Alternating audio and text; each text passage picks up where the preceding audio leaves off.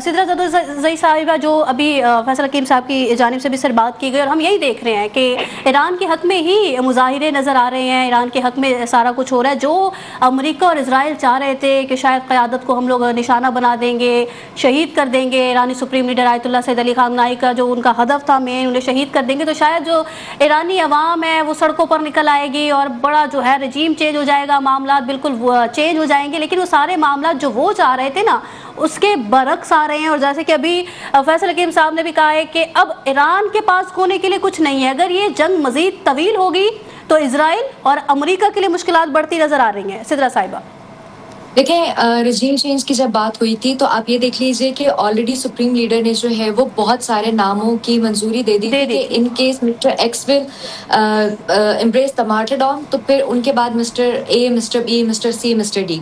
ठीक है। और 2 हफ्ते पहले मिस्टर अली रजानी को जो है वो इख्तियारात सौंप दिए गए थे। तो Iran was fully prepared. Iran जो है वो ना सिर्फ इस हमले के लिए एक जहनी तौर पे प्रिपेयर्ड था, बल्कि ये कि वो ऑन ग्राउंड भी इन चीज़ों के लिए प्रिपेयर्ड था। फिर दूसरी बात ये कि मैं आज एक स्टेटमेंट देख रही थी जो ईरान की तरफ से शाया की गई थी कि हम पिछले 20 से 25 साल से इस हमले के लिए तैयार थे और इस हमले की तैयारी कर रहे थे। यहाँ पे जो मिसकैलकुलेशन हुई है वो डोनाल्ड ट्रंप से हुई है, जिनका ये ख्याल था या उनकी ये खुशफहमी थी कि अगर अली ख़ामनेई साहब को रास्ते से हटा दिया जाएगा तो एक ऐसी खुशगवार फिजा उनके लिए पैदा हो जाएगी कि जिसके बाद ना सिर्फ रजीम चेंज हो जाएगा बल्कि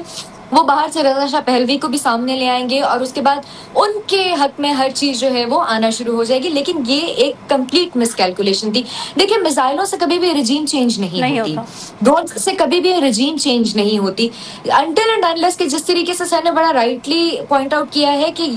इंटरनली आपकी आवाम रजीम चेंज करने के लिए जो है वो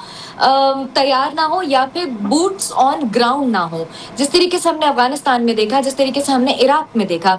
तो यहाँ पे बूट्स ऑन ग्राउंड की सिचुएशन तो खैर कभी आ भी नहीं सकेगी। और जहाँ तक बात है रजीम चेंज के हवाले से, तो अगेन जिस तरीके से मुजाहरे किए गए और जिस तरीके से हिमायत हासिल रही है ईरान के नेशन की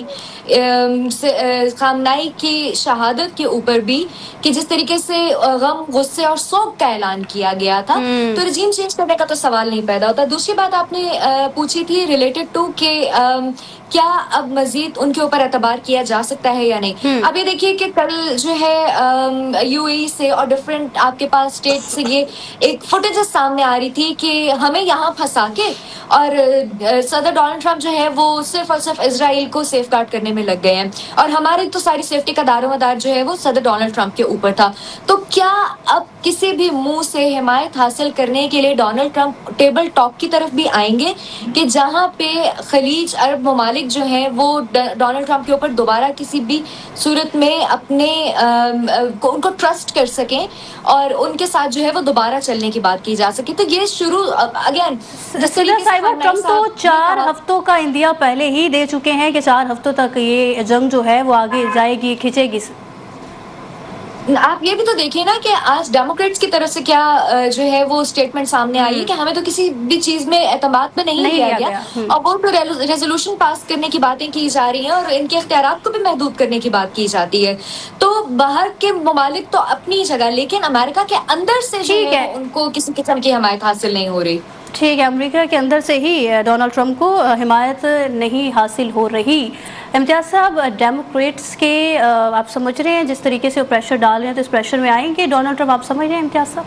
बिस्मिल्लाहिर्रहमानिर्रहीम, हरदम दुरूद व सलाम मोहम्मद आले मोहम्मद सल्लल्लाहु अलैहि वसल्लम पर। देखें, अब हम ईरान के ऊपर तो बात कर रहे हैं, लेकिन अगर इससे हट के अगर हम बात करें और हम सारी सक्सेस दे देते हैं अमेरिका को और इसराइल को कि वो खुदा न खास्ता कामयाब भी हो गए और जो कुछ चाहते थे वो हो भी गया,